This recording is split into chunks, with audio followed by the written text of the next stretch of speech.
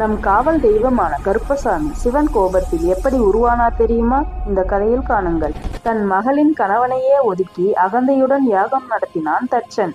அவமானத்தை தாங்கிக் கொள்ள முடியாமல் யாகத்தீயில் தன்னை மாய்த்து கொண்டாள் அன்னை சதிதேவி. கோபத்தின் உச்சியில் சிவபெருமான் தன் சடைமுடியை பிடுங்கி தரையில் வீசினார். அந்த பெரும் அடியிலிருந்து வீரத்தின் நெருப்பு வடிவமாக வீரபத்திரர் தோன்றினார். நீதியை நிலைநாட்ட தட்சனை அழித்து யாகசாலையை சிதைத்தார் வீரபத்திரர். அப்போது வீரத்தின் மறு உருவமாக சக்தியின் வடிவமாக நின்றாள் சண்டிதேவி. தர்மத்தை காக்க வீரபத்திரரும் சண்டிதேவியும் ஒருவருக்கொருவர் இணைய ஒரு பெரும் சக்தி பிறந்தது. அந்த தெய்வீக இணைவில் ஒரு கருமையான ஒளிப்பிழம்பாக குழந்தை உருவானது. அவரே அநீதியை கண்டு சீறி எழும் ஆவேசமான கருப்பசாமி. இன்றும் நியாயமே அவர் ஆயுதம். ஊரை காக்கும் காவல் தெய்வமாக அவர் விளங்குகிறார். ஆம், வீரபத்திரர் சண்டியின் மகனாய் சிவன் கோபத்திலிருந்து பிறந்த இந்த தெய்வம்தான் கருப்பசாமி. நியாயம் நிலைக்கும் வரை நமக்கு காவல் தெய்வம் அவரே. Download ShareChat.